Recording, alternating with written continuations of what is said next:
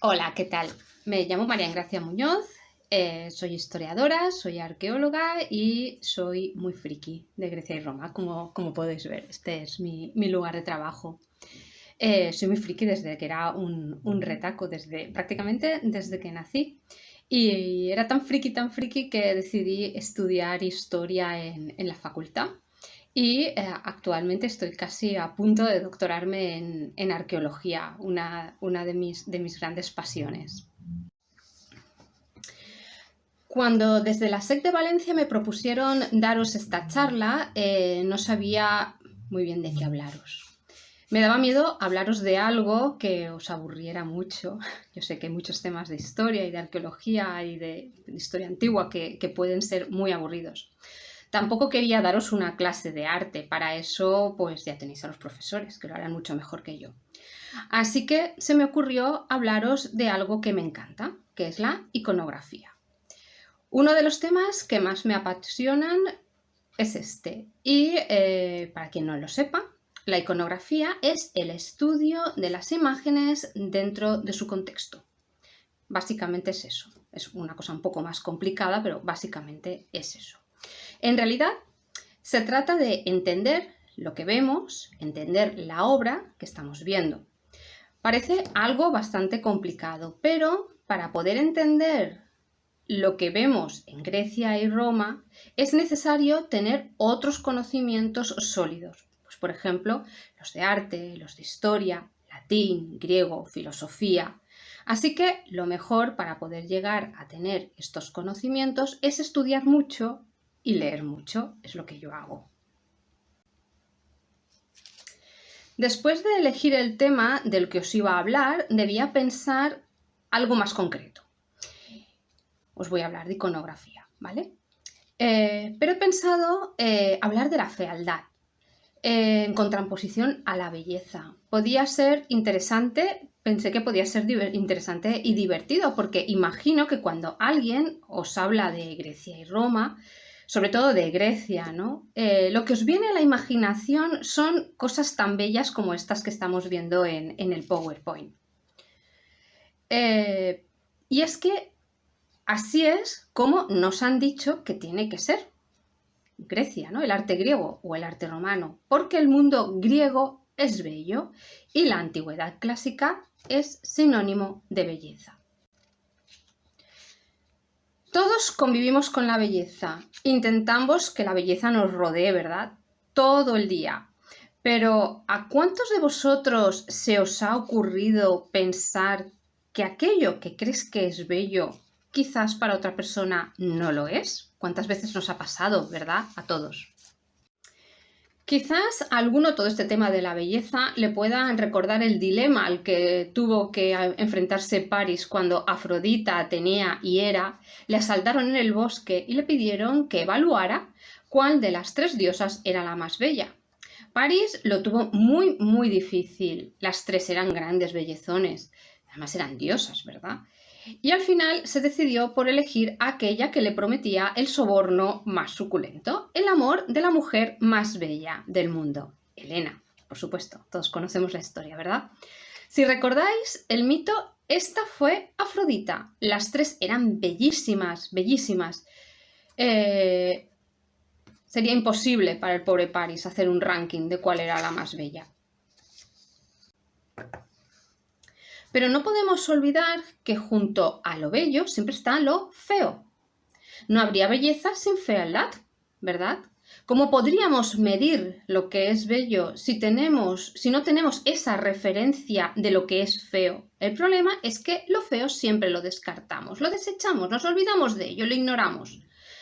Nos reímos incluso de ello, porque lo feo no nos es placentero, ¿verdad? Y en el arte ocurre demasiado a menudo, sobre todo entre aquellos que creen que el arte solo puede ser bello, pero seguro que ya sabéis que la belleza no siempre está en la portada y que muchas veces hay que leer el interior del libro. Espero que cuando termine esta charla os preguntéis si lo que vosotros creéis que es feo lo es, porque ciertamente es así, es feo, o porque es diferente, al que normalmente estáis acostumbrados, a lo que conocéis, y eso lo hace estéticamente imperfecto y por ello es feo, o simplemente porque alguien ha dicho que algo es bonito o es feo. Y ya no podéis tener vuestra propia opinión. Siempre hay que tenerla, ¿vale? Lo que os voy a contar aquí podéis aplicarlo a cualquier cosa. A las piezas de un museo, al vestido que os vais a comprar, al coche de vuestros sueños, cientos de cosas que os pasan todos los días, ¿no? Y que necesitáis saber si es bonito o feo, bello o feo. Para poder empezar a entender un poco lo que luego os voy a contar, es importante hacernos una pregunta. ¿Qué es lo feo? Es un concepto difícil de definir, tampoco lo es. ¿Qué es lo bello, no? Alguien podría decir, pues, que lo feo es lo contrario a lo bello, obviamente, ¿no? Pero entonces, ¿qué es lo bello? Esto parece un trabalenguas. Para los griegos, lo feo era lo que no se ajustaba a las medidas determinadas, ¿vale? A un canon. Voy a poneros un ejemplo. Para un griego, esto que estamos viendo en pantalla es bello, era bello, ¿vale? Y seguro que si os estuviese dando esta charla en persona, me pondréis una cara un poco rara, ¿no? Porque ¿esto es bello realmente? Pero es que esta pieza tiene unas medidas perfectas. Por eso era bella para un griego. Se trata del Apolo de Manticlos. Representa a Apolo, el dios de la belleza. Así lo dice la inscripción que lleva en las piernas. La inscripción nos dice: Manticlos, que donó como diezmo al tirador lejano, al portador del arco de plata, tú, Febo, Apolo, das algo agradable a cambio.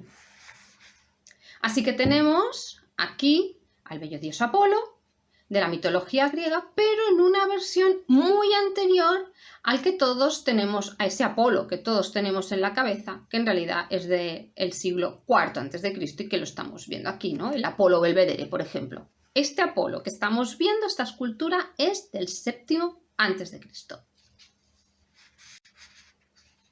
Volvemos al Apolo de Manticlos. Aquí no se aprecia, pero tiene un agujero en una de las manos, se cree que porque podría llevar un arco, tiene otra marca en la frente porque podría llevar un casco, ¿vale? Y quizás también llevase un escudo en la mano derecha. Como vemos, le faltan partes de las piernas, pero aún así podemos ver cómo el artista lo realizó según un concepto de proporción, porque lo dividió, lo podemos ver en la pantalla, en 4 partes iguales, de las que conservamos solo 3. La otra parte, la cuarta, la hemos perdido. Claro que para que todo cuadrase a la perfección, al artista, al artesano, mejor dicho, porque normalmente son artesanos, ¿no? Al artesano se le ocurrió alargar el cuello y por eso queda una pieza un poco extraña, ¿verdad? Así que lo que aquí tenemos es una escultura perfecta, de proporciones perfectas, están calculados, ya lo hemos visto, perfecto todo, pero que nos resulta extraña a la vista. Entonces nos podemos plantear, ¿es la belleza producto de las proporciones perfectas o es producto de la estética? Vamos complicando las cosas, ¿verdad?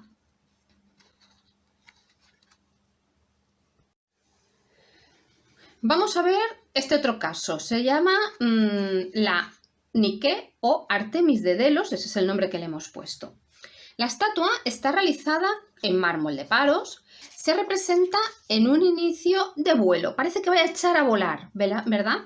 Tiene el arranque de unas alas, se la puede ver perfectamente, y va a despegar, va a salir volando. Parece que esté corriendo, ¿no? Para salir volando. La pieza lleva una inscripción también que dice: esta bella estatua, obra de Mixíades y de la habilidad de su hijo Arqueimo, recíbela, reina, o tú que lanzas flechas a lo lejos.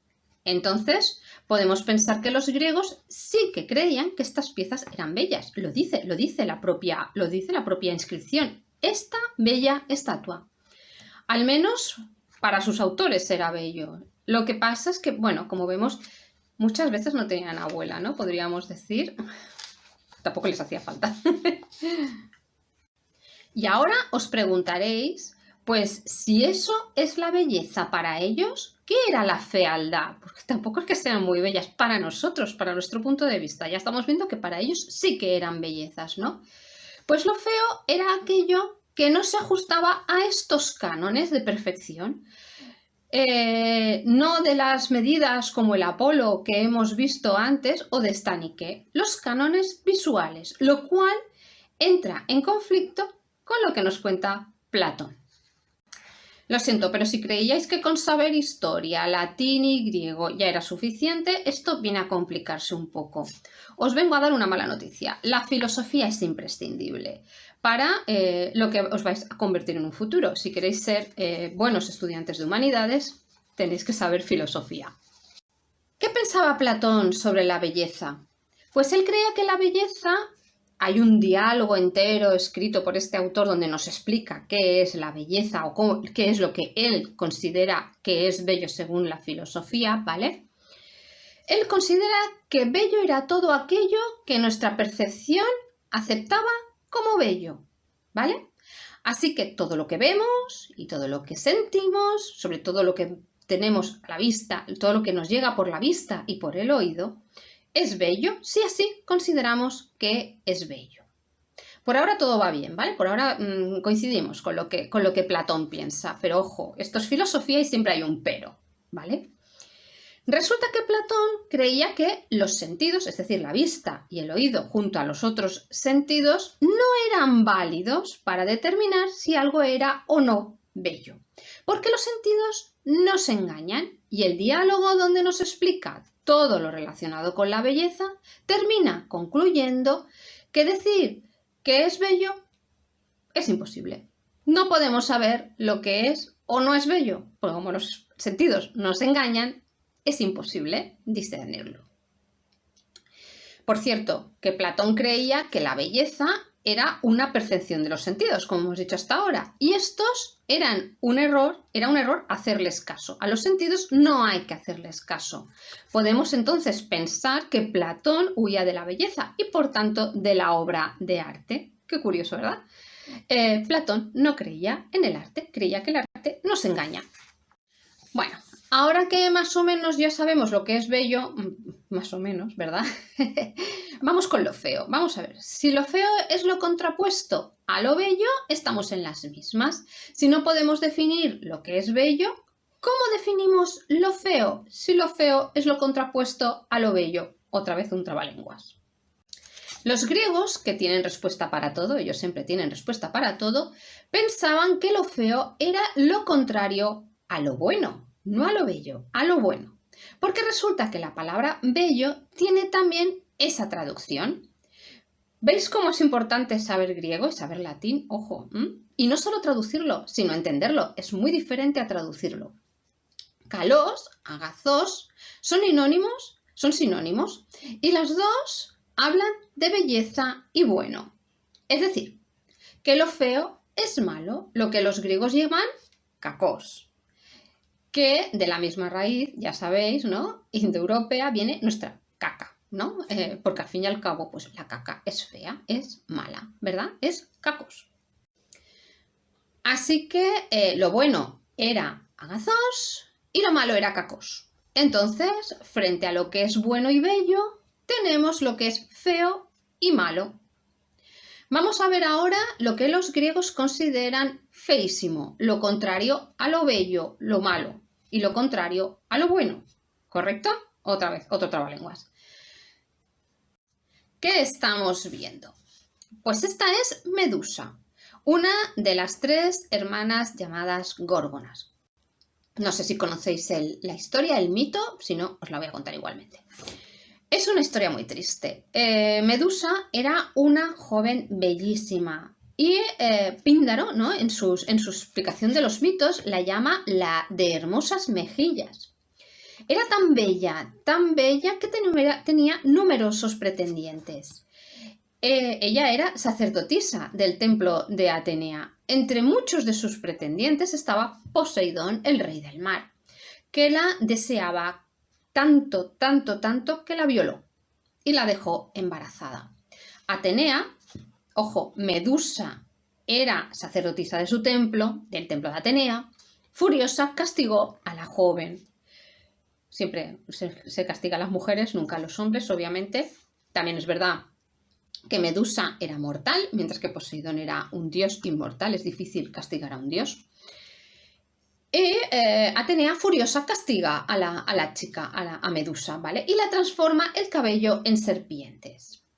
Es decir, según Píndaro, en ningún momento ella llega a ser fea. Simplemente es bella, pero con este cabello de serpientes, ¿no? Y la maldición, además, la castiga con la maldición de todo aquel que la viera se convirtiera en piedra.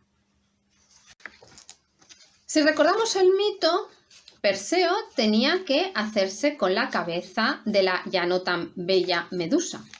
El héroe mató a Medusa acercándose a ella sin mirarla directamente, sino que observó su imagen en el reflejo, en el escudo, para evitar quedar petrificado, ¿no? Su mano iba siendo además guiada por la diosa Atenea y así es como le cortó la cabeza. Del cuello cortado nació el caballo más bello de toda la mitología, el alado Pegaso. Hoy, cuando pensamos en Medusa, nos imaginamos algo así como la que pintó Caravaggio, ¿no? Que algunos especialistas creen que incluso era el propio autorretrato del pintor, ¿vale? Pero Marvel nos ha recuperado la bella, ¿no? La bella Medusa en los cómics, en la película Los Inhumanos, por ejemplo. Esto es para que os deis cuenta de que todo ese mundo de los mitos griegos y romanos, el latín, el griego, siempre está rodeándonos y que para poderlo entender tenemos que conocer todas estas historias, ¿no? En cambio, los romanos la imaginaban así. No es tan fea, ¿verdad? Sí que le vemos el cabello mezclado con las serpientes, vemos las alas, pero de cara no llega a ser fea. Así que ahora os lanzo esta pregunta. ¿Era Medusa fea por no ser bella o por ser mala? Por petrificar a los hombres, ¿no? Ahí está la pregunta. Vamos a ver ahora otro ejemplo mitológico. Me encanta la mitología, se nota, ¿verdad? Es básica para entender la iconografía, conocer la mitología. Marsias era un sátiro que desafió a Apolo en un concurso musical. Cuenta el mito que Marsias era un experto tocando el aulos, la flauta doble. Había hallado este instrumento en el suelo, tirado, porque Atenea, que era quien lo había inventado, se había considerado a sí misma muy fea al hinchar los mofletes para poder soplar el instrumento y hacer que sonase, ¿no? Como es una flauta, tiene que hinchar, tiene que llenar las mejillas de aire para poder echar el aire dentro del instrumento, ¿vale? Y se le ocurre, pues eso, a Marsias se le ocurre desafiar al propio dios Apolo. Apolo, además, era el dios de la música. Y Marsias iba prácticamente a improvisar, ¿no? con el instrumento. Se enfrentaron en un concurso musical en el que el ganador podía tratar al perdedor como quisiera. Ese era su premio, ¿vale? Los jueces fueron las musas.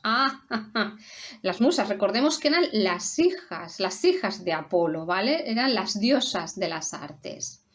Así que hubo tongo, ¿no? Podríamos decir. Y naturalmente Marsias perdió. El castigo que eligió Apolo, dios de la belleza artística, fue arrancar la piel a Marsias estando vivo. Muy bonito, esto es muy bonito, ¿verdad? Vamos, el dios clavó entonces la piel de Marsias en un árbol. Y así es como vemos cómo los griegos representaban a Marsias, como un horripilante ser. ¿Pero realmente era feo? ¿O era feo porque había sido malo? Pero es que los sátiros, sin perder la piel, no eran seres demasiado hermosos. Al menos eso es lo que nos parece, o eso es lo que nos han dicho. Lo que pasa es que los sátiros no eran seres buenos, eran malos. No seguían las normas, se dedicaban a bailar, cantar, beber, emborracharse y siempre acompañaban a los dioses alocados relacionados con la ociosidad, ¿vale? Para un griego, la ociosidad era kakos, era mala. Así que estos seres que acompañan a Pan y Dioniso, que son estos dioses, dos dioses que no eran del gusto general, normalmente no todo el mundo seguía a estos dioses, eran unos dioses despreocupados que solo pensaban en divertirse. Los sátiros que lo acompañaban en sus orgías etílicas tampoco eran nada agraciados, podemos verlos en las imágenes, ¿no? Tenían barba, tenían cola, tenían grandes penes, ¿no? Que siempre estaban erectos, eran calvos, ¿no? Y aunque los presentan como personajes gráciles, porque si les quitamos la cabeza, realmente, físicamente, podríamos decir que estaban buenorros, ¿no? Pero ¿eran feos? ¿O eran feos porque no seguían las normas, porque no eran buenos? Ahora vamos a ver otro personaje mitológico muy curioso. Se trata de uno de mis favoritos. Es Escila. ¿Quién era Escila? Escila era, como siempre, bella, era una joven bella. Según Ovidio, Glauco, nos cuenta el mito Ovidio, según Ovidio, Glauco, un pescador, se enamoró perdidamente de ella, pero ella huyó de él para que no la alcanzase, porque Escila no quería nada con Glauco, ¿no? Desesperado, Glauco fue a la isla de la diosa hechicera Circe para que le preparase una poción mágica de amor y así derretir el corazón de Escila. Circe, que estaba secretamente enamorada de Glauco, le recomendó dedicar el amor a alguien más digno, ¿no? Como ella, por ejemplo, ¿no? Intentando cortejarlo con dulces palabras y miradas, pero el pescador no quiso saber nada de Circe, solo pensaba en Escila y Circe se enfureció, no consiguiendo el amor de su vida, ¿no? Enfureció muchísimo y de nuevo, en lugar de castigar a Glauco, lo que hace Circe es castigar a Escila. Fingió ayudarle, ¿no? Creándole, pues entregándole un frasco con una pócima de amor para que Escila cayese perdidamente enamorada de Glauco. Tenía que verter este tarrito, ¿no? En la charca donde Escila solía bañarse. Glauco siguió sus instrucciones y vertió la poción. Y tan pronto como la ninfa se metió en el agua, se transformó en un horrible monstruo. Glauco, que vigilaba la escena desde la lejanía, perdió el interés por ella. Como ya no era bella, pues ya no quería nada con ella y se marchó llorando amargamente. Escila se había convertido en un monstruo marino. Tenía torso de mujer, cola de pez y le salieron de la cintura perros, ¿vale? Con sus patas y con sus hocicos, ¿vale? Y que ladraban, ¿vale? Según otras versiones, sería un ser con 6 largos y serpenteantes cuellos con cabezas grotescas, mientras que sus 12 patas serían de tentáculos. Y dice el mito que poseía en cada cabeza 3 hileras de afilados dientes y que emitía un aullido estridente similar al de un perro. Según cuenta Homero, Odiseo tuvo que conseguir vadear donde vivía este monstruo, ¿no? En el mar, que iba hundiendo los barcos. Tenemos esta imagen de Escila en una marca muy famosa, no voy a hacer aquí publicidad, pero cada vez que veáis o vayáis a tomaros un café a esta cafetería, recordad que esta es Escila. Seguro que ahora, conociendo la historia de Escila, no os parece tan horrible este monstruo, ¿no? Así que Escila era fea, pero porque era un monstruo malvado que se encargaba de hundir los barcos cuando pasaban por el estrecho que era su hogar. Pero no solo entre los seres míticos había feos, También entre los hombres los había, aunque a veces es difícil encontrarlos en los museos, os lo prometo, es complicado, ¿eh? Cuando vayáis a un museo, fijaos en todo aquello que está en los rincones, o que está apartado, o que está en una sala que nadie visita. Ahí es donde vais a encontrar verdaderas maravillas, no en las piezas que siempre os digan que tienen que ser vistas, ¿vale? No, además de ver las que tenéis que ver, por obligación, pasead por estas salas o buscad esos rincones porque vais a ver verdaderas preciosidades. Incluso dadles la vuelta a las piezas, ¿vale? Porque muchas veces son de bulto redondo y no están apoyadas en la pared, pero parece que es que si les dais la vuelta sea un problema. Y no, vosotros dad la vuelta a las piezas que vais a descubrir muchas cosas muy bonitas en los laterales o incluso en la parte trasera. Voy a enseñaros ahora unos cuantos viejos y feos. Bueno, pobres, ahora veremos. Y así vamos a quitarnos todos unos cuantos complejos de encima, ¿no? Veremos que la belleza que esconden tras ellos y sus historias son verdaderamente bonitas, hacen de estas piezas unas piezas muy bellas, ¿vale? Vamos a ver a algunos ancianos. Ojo, digo ancianos a propósito, aunque curiosamente ellos siempre son ancianos y nosotras siempre somos viejas. Qué curioso, ¿verdad? ¿Cuál es la diferencia entre un anciano y una vieja? Pues la sabiduría. Ellos siempre son sabios, por eso son ancianos, y nosotras somos trastos viejos cuando llegamos a cierta edad, que no es verdad, y por eso se nos llama viejas, ¿vale? Así es como están siempre en la obra de arte. Veréis en las cartelas, anciano fulanito o vieja haciendo no sé qué, ¿vale? Fijaros en estas cosas porque dicen mucho, ¿no? Todavía de esos problemas que tenemos de género, ¿no? Esta que vemos aquí es la vieja ebria. Es una escultura algo desconocida, aunque es una verdadera maravilla. En parte es una desconocida porque no es Afrodita, ¿no? No es sensual, no es bella, es fea, es vieja, ¿no? Pero vamos a fijarnos un poquito más en ella. Vamos a analizarla despacito. Vemos a una mujer muy mayor, ¿no? Dejamos de un lado lo de que sea vieja. Vemos a una mujer muy mayor, ¿no? Sentada en el suelo, agarra en sus manos una vasija. Parece que es bastante realista esta pieza, pero si nos fijamos bien veremos que esto no es verdad, no es tan realista como parece. Vemos los pliegues de la túnica, que están muy estudiados, y su forma. Esta forma está pensada específicamente, se trata de una forma piramidal, si nos damos cuenta. Es típico de una escuela de artistas de la antigüedad, llamada la primera escuela pergaménica, ¿vale? Y bueno, si somos un poquito pragmáticos, ¿vale? Y tenemos un poco de sentido común, que a veces lo perdemos cuando vemos estas piezas, ¿vale? ¿Alguno de vosotros se puede imaginar a una abuela en esta posición?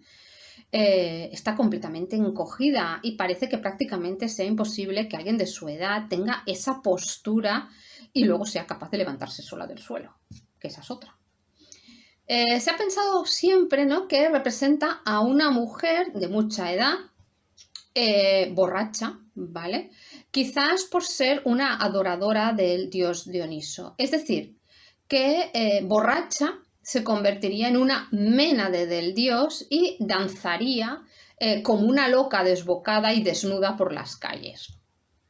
Pero vamos a hacer un pequeño ejercicio de comparación. A mí me encantan estas cosas. Ya sabemos que las diosas eran siempre bellas y jóvenes, y más cuando se trata de Venus. Es imposible ver una Venus vieja. Los dioses nunca envejecen. O eso es lo que siempre nos han contado. Vamos a ver qué pasa con esta pieza. Para distinguir a Venus de otras diosas hay que encontrar en la escultura o en la pintura siempre ciertos elementos. Por una parte tenemos esa desnudez siempre acompañada de la pudicia, ¿no? Siempre está desnuda pero siempre se tapa, ¿no? Es como, qué vergüenza tengo, me tapo, ¿vale? Y esta especie de ánfora cerámica que veis en la imagen. Tiene muchos elementos más, pero nos vamos a quedar con estos, ¿vale? Que son los que me interesa, que nos vamos a fijar en la pieza. El hombro desnudo, los pliegues de la tela, el ánfora. Hay muchos elementos en común. ¿Podría ser Afrodita representada como una mujer anciana? Os lo propongo. ¿Por qué no? Si el cliente que encargó esto al artista o al artesano, ¿no?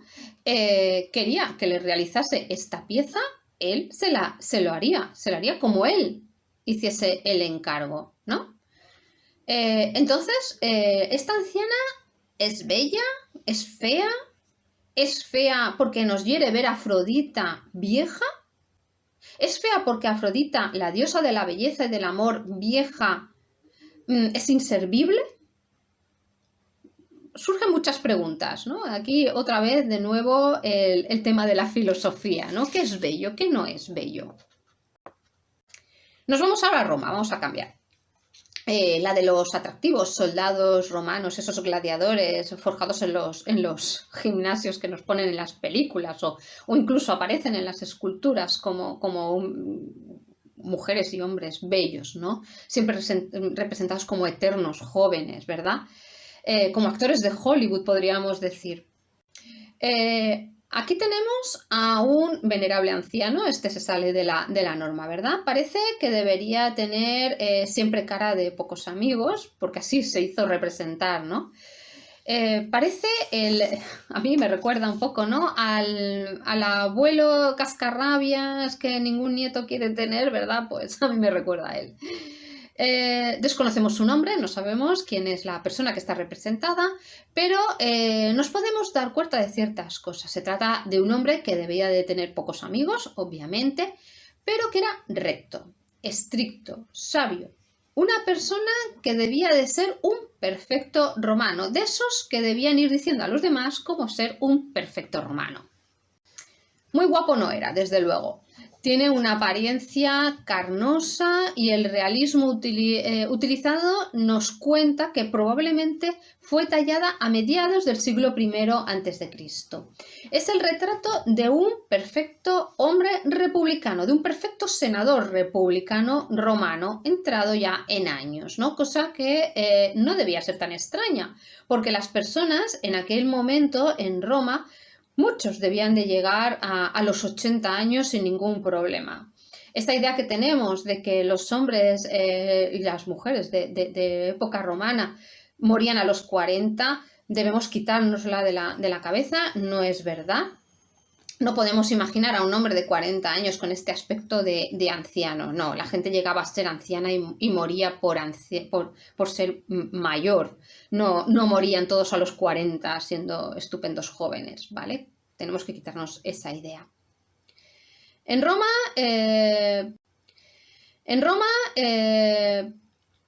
se entendía que los más ancianos eran los más sabios, por eso eran los patricios, más mayores eran los senadores, ¿vale? Como además este hombre parece que pertenecía a una familia patricia, ¿no? Pues probablemente sería un senador romano. Esta podría ser la imagen por excelencia de un senador romano republicano. Así que olvidemos estas imágenes tan preciosas y tan bonitas de esculturas perfectas, esos chicos jóvenes. Son los que iban a la guerra, no eran los verdaderamente que gobernaban Roma. Aquí tenemos a otro venerable anciano, este es Catón, el viejo, este sí que sabemos cómo se llama, era un político, era escritor, era militar romano y también era republicano, ¿vale? A pesar de la edad sigue teniendo ese aspecto varonil, masculino, ¿no? Muy virtuoso, como debe ser un romano de verdad, por eso se representan así, claro. La virtud romana se le ve en todos esos detallitos, ¿no? de la escultura. En esta obra se evidencia claramente que todas aquellas características que los patricios de la época querían resaltar. Fijémonos en todos los detallitos, ¿vale? La imagen seca, el tratamiento de la piel, la vejez está perfectamente detallada, la falta de dientes, ¿no? Incluso en esa boca que queda apretada. A mí me recuerda a la de mi abuelo, cuando se quitaba la dentadura postiza.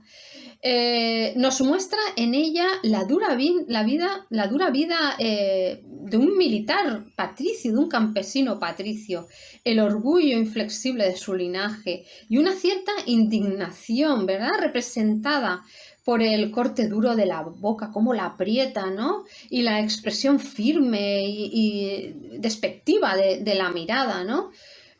Es una escultura que es bella por sí misma, aunque lo que representa no lo es. Pero es bella, ¿verdad? Si la entiendes, encuentras esa belleza detrás de todos esos rasgos. Vamos a ver ahora unos cuantos no bellos. Vamos a ser políticamente correctos y no vamos a decir que son feos, vamos a decir que no son bellos, simplemente. Creo que el no bello, por excelencia, el que más fama tiene en la historia es Sócrates. El problema de los retratos de Sócrates es que ninguno se hizo mientras vivió Sócrates, ¿vale? Son todos posteriores y basados en descripciones que de él se hacían en una obra titulada El banquete, celebrado por Jenofonte. Sócrates debía de tener en aquel momento, cuando aparece en este banquete de Jenofonte, unos 50 años, pongamos. Este es Sócrates, o como se piensa tradicionalmente que podría ser. Podemos leer en el banquete, ahora lo leeremos después, escrito por uno de sus discípulos, de los discípulos de Sócrates. En esta obra, Sócrates, os voy a poner en contexto, está en una fiesta en casa de un amigo. A ella también asiste un joven guapísimo llamado Crióbulo. Sócrates en la fiesta demuestra que él es más guapo que ese joven bello, ¿no? Ese joven guapísimo que también está invitado a la fiesta. Según Sócrates, todo era bello en el mundo siempre y cuando cumpliese la función para la que se había creado. Es otro filósofo. Como recordamos, Cacos era algo malo, mientras que Kalos era algo bueno, es decir, algo adecuado para algo, ¿no? Dice el mismo Sócrates de sí mismo, y os leo, ¿vale? Lo tenéis en pantalla, podéis seguirme. Mis ojos son mejores que los tuyos, le dice al bello Critóbulo, porque son saltones, y eso significa que puedo ver por los lados, y no solo por el frente. También es mejor mi nariz, tiene forma de trompeta y así capto mejor los aromas. Y como es chata, no me obstruye la visión cuando me pongo bizco. Critóbulo, al final de todo el banquete, admite que la boca de Sócrates es mejor que la suya porque como es grande, puede comer más y como sus labios son gruesos, pues besan mucho mejor que los de él. Y finalmente Sócrates demuestra su atractivo comparándose con un sileno. Los silenos eran personajes similares a los sátiros, que hemos visto hace un momento, ¿no? Así que al final Sócrates demuestra que lo que es bello o es feo no depende de la percepción visual, recordemos a Platón, ¿no? También aquí, sino de la utilidad que tenga. Pero aquí no queda la cosa. La fealdad de Sócrates generó un gran debate que duró siglos, como os lo cuentan. ¿Era Sócrates así de feo? ¿No lo era? ¿Por qué era feo? ¿Por qué se le representa feo? ¿No? ¿Por qué se le representa como un sileno? Porque en realidad la imagen que estamos viendo es la de un sileno, ¿no? ¿Cómo podía ser que la persona más sabia de todos los sabios, de todos los hombres, tuviera esa fisonomía grosera, ruda, fea, repulsiva incluso, ¿no? Y en el siglo XVIII aún se preguntaban los eruditos por qué Sócrates, cuya mente era tan calos, tenía una imagen tan cacos. Vamos a ver ahora una de mis piezas favoritas. Se trata de el púgil de las termas o el púgil en reposo, tiene esos dos nombres, se le puede encontrar de las dos maneras, ¿vale? Es de bronce, una escultura de bronce y fue encontrado en las termas de Constantino, de ahí su nombre, en Roma, en la ciudad de Roma. La escultura representa a un púgil sentado sobre una roca justo después del combate y que gira violentamente la cabeza hacia uno de los lados. Parece que le hayan dicho, oye, fulanito, y él gira la cabeza, ¿no? Como, dime, no, pues tiene esa idea. Lleva unos guantes forrados con unas gruesas tiras de cuero que rodean sus nudillos y dejan libres los dedos. La parte del puño está forrada con placas metálicas Y el objetivo de esto era hacer pupa, claro, a pupa en la cara, ¿no? En una lucha de boxeo por parejas. En el cuerpo no hay señales de ninguna herida, pero la cara está llena de marcas de los golpes. Fijaos bien, ¿no? Tiene un corte en la oreja, tiene la nariz rota y toda la cara llena de cicatrices. Además, una limpieza, esto es muy curioso, una limpieza reciente ha puesto de manifiesto que hay zonas que están un poquito más desgastadas, como el pie derecho o los dedos de una de las manos, ¿no? Los guantes, porque la gente en época romana acariciaría esa parte, pues no sé, quizás buscando felicidad, buscando fortuna, buscando suerte. No lo sabemos, ¿no? Pero parece ser que ese desgaste se ha producido de frotar esas partes del cuerpo repetidas veces, ¿no? Si nos paramos a pensarlo, ¿se trata de una escultura bella o es fea? Aunque no es bello, no podemos dejar de mirarla, ¿verdad? Para mí es una preciosidad, por ejemplo. Os traigo ahora otra de mis piezas favoritas. Es el Hércules Farnesio. Escultura en mármol que se cree que es del siglo III después de Cristo. Se encontró en 1546 en las termas de Caracalla, también en Roma. Este Hércules es uno de esos héroes que deberían haber sido dioses, pero que se quedaron en héroes y después de todas sus heroicidades, valga la redundancia, consiguieron ser elevados al Olimpo. Para los que no conozcan su mito, os cuento que Hércules, su nombre griego era Heracles, ¿vale? Era hijo de Zeus y de Alcmena, que era mortal. La historia de este héroe se merece una conferencia entera, que no os voy a dar, pero abreviando mucho, os contaré que después de varias hazañas de juventud terminó por liberar la ciudad de Tebas del pago de un tributo que se tenía que pagar a Ergino, rey de Orcómeno. Heracles venció a Ergino en una batalla y en ella murió el rey de Tebas y subió al trono Creonte, que le entregó la mano de su hija Mégara, con la que tuvo varios hijos. Hera lo volvió loco en un momento dado debido a otros motivos, a muchos motivos, ¿no? que vienen de otros mitos anteriores, y él mató a todos, mató a su mujer y mató a sus hijos. Y cuando Heracles recobró la cordura y fue consciente de lo que había hecho, no podía perdonarse a sí mismo y entonces consultó al oráculo de Delfos cómo podía expiar esa culpa, ¿no? Este le dijo que debía entrar como esclavo al servicio de Euristeo, rey de Tirinto y Micenas, y realizar todo aquello que éste le ordenase. Es entonces cuando realiza los famosos 12 trabajos de Hércules y finalmente sube al cielo como héroe. Desde luego, el Hércules Farnesio no es el Hércules que todos podríamos tener en mente, ¿no? En la cabeza, ¿no? Ese héroe magnífico, grande, fuerte, bello, que sube al Olimpo, ¿no?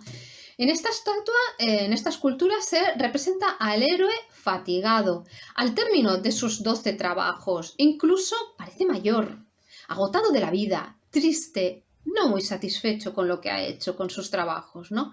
Se ve que descansa apoyándose en su clava y sobre ella está la piel del león de Nemea, muerto por Heracles en uno de esos 12 trabajos. La mano derecha la tiene detrás y lleva las manzanas de oro del jardín de las Hespérides, otro de sus trabajos, la que les aseguraba la vida eterna, ¿no? Pero en la figura se representa el cansancio del hombre. La musculatura es masiva, si os dais cuenta. Da la impresión de una potencia exhausta. Es muy triste esta imagen, ¿no? del héroe Hércules que había conseguido todas esas victorias, ¿no? Como habéis podido ver, definir lo que es feo o bello es muy complicado. En realidad, da igual si algo es bello o feo.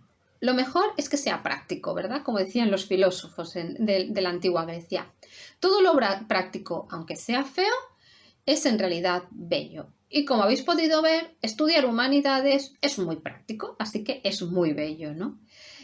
Para mí, al menos así lo es. Me gano la vida con las humanidades, hablando de estas cosas como os he hablado a vosotros, ¿no? Así que estudiad mucho, leed mucho más, aprended muchísimo, esforzaos, sacad buenas notas, es muy importante, y poned pasión en todo lo que hagáis. Es la mejor forma de conseguir llegar a algo en un futuro, ya sea si estudiáis humanidades o si no las estudiáis.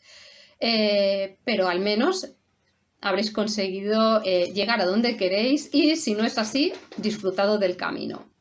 Muchas gracias.